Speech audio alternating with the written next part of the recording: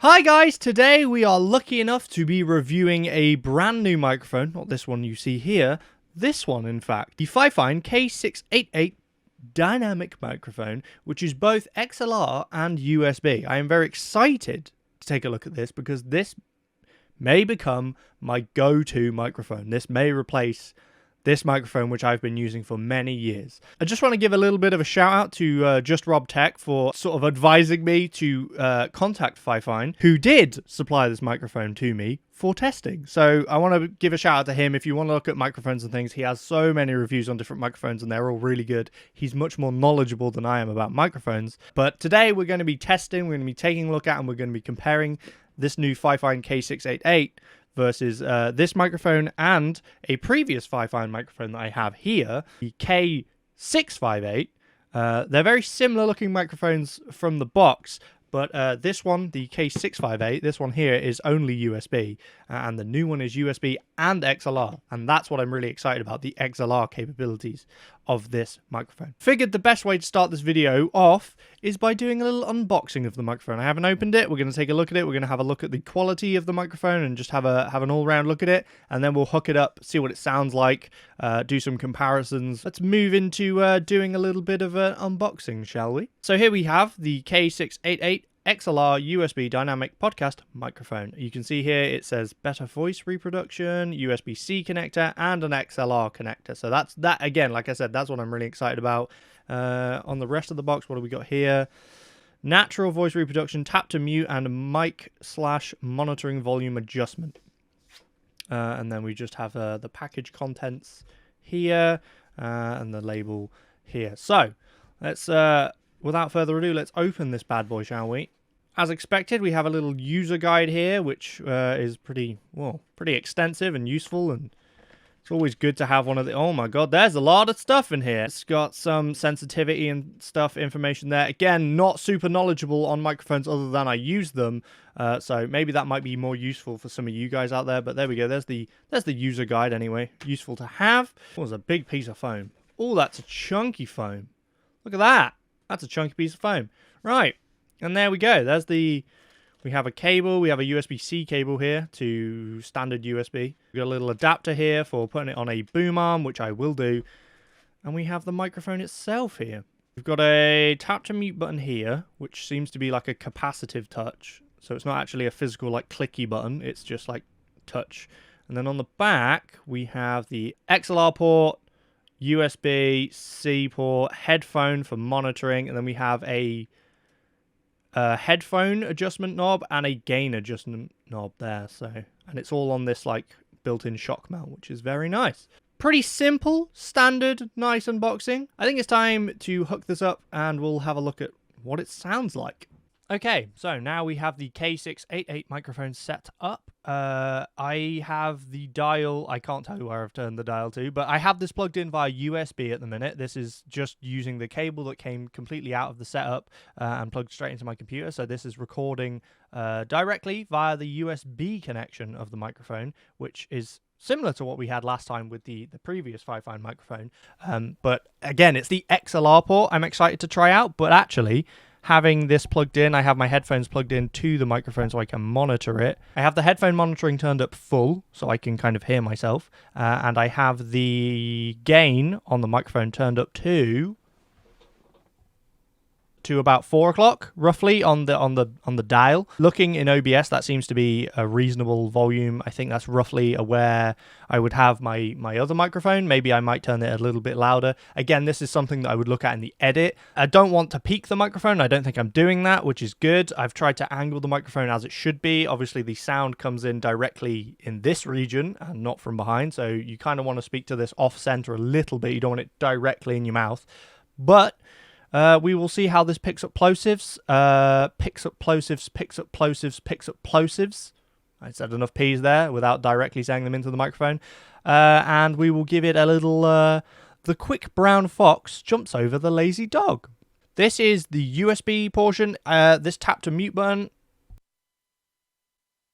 tap it again, and we're back. It lights up red to let you know. Again, I wouldn't want to be handling this too much because it is a capacitive button, like a touch button. It's not a physical button, so you might accidentally push it. But generally, you're going to touch the mount here or the arm or something. If you're maneuvering the microphone around when you're streaming, you'll probably grab the actual like shock mount rather than grabbing the microphone bit, I guess.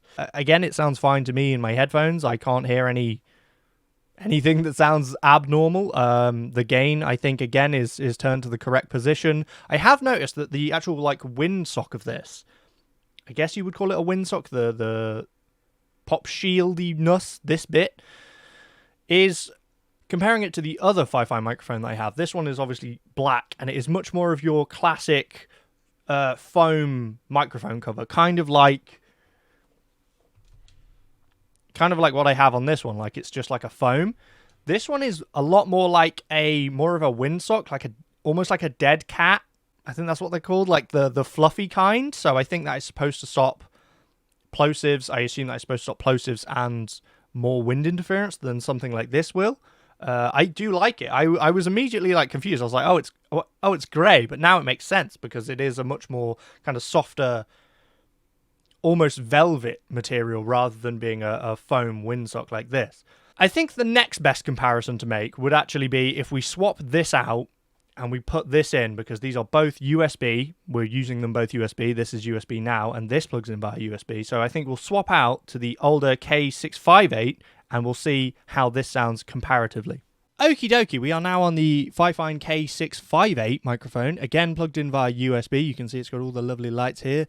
To be fair, I have attached it to the supplied shock mount that comes with it to, again, help with, reducing that shock that you might get if you knock the desk or move the arm and stuff like that. It helps with reducing that extra noise that might come into the microphone. Again, a USB microphone. It is turned gain-wise to about 3 o'clock, which seems to be roughly around the same volume that we were at before. On this one, we have the capacitive touch here, which again, if you push, goes red, goes mute, and this is the gain knob. We don't have any actual controls for monitoring through the headphones, so it is just plugged in, and that is the volume that you get. That is definitely nicer on the newer K688. This is what this sounds like. We'll do a plosive, possible plosives, possible plosives, possible plosives. Again, we're trying not to talk directly into the microphone because that's not really how that's supposed to be used. It's not supposed to be. The sound comes from here, but you aren't supposed to be talking directly into it like this. I can hear through the headphones that is giving some plosives there. So yeah, different kind of windsock, like I said, on this design. I do prefer the design on the new one. It seems like it will do a better job at keeping out those plosives. And we'll do the quick brown fox jumps over the lazy dog. So yeah, this is a comparison in the USB capacity of these microphones. Let me know what you think. Personally, I think I do prefer the sound of the new one. I haven't been through the edit to really hear it. I can only hear the live monitoring, but from what I hear, this is picking up a lot more breathing, a lot more plosives than the K688 does. K688, this newer one, is currently £88.99, so that's £89, which is, again, I think for what it sounds like, it seems a very reasonable price.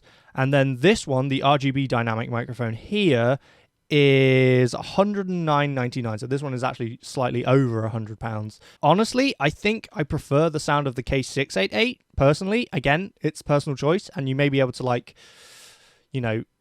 EQ this and fiddle around with the sound settings to get more of a sound that you like. Personally, from what I've heard so far, I like the K688 more, but it's probably about time that we plug it in and we try out the XLR on that thing, because I am excited to see what that sounds like. So I will be back in just a minute. We will try out the XLR port of the K688 FIFINE microphone.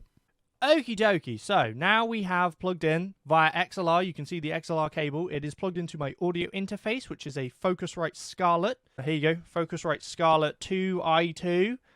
This is where I would normally plug my other microphone that I used to use. This is where I would normally plug that in.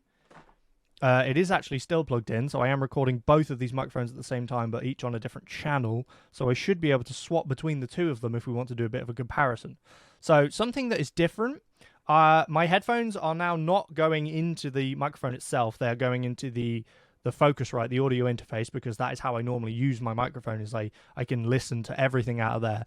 The reason personally for that is purely because when I record with like my brother or something, we have two microphones, we can actually hear each other through the microphone, so the headphones don't interfere with you being able to hear each other. You can hear directly through the microphones. You'll also notice that the button, the mute button, it no longer works now, and I assume that is because it is not USB powered. It is purely being powered by the Focusrite using the 48 volt phantom power, so you don't actually have the mute button, which in my case, I actually prefer, because I'm a fiddly boy who would accidentally push that button and turn it off because I'm a silly ass. Knowing that I can't accidentally mute myself like through the mic is actually very nice. So this is how this sounds through the XLR. XLR gain-wise, we are turned to about almost half. So, yeah, I don't know. I don't know where that is turned to. I think I've done my clocks wrong is what I've done. I will fix them in post if I've been saying clocks wrong. Some of the dials are upside down and it's confused me. Let's do the possible plosives test.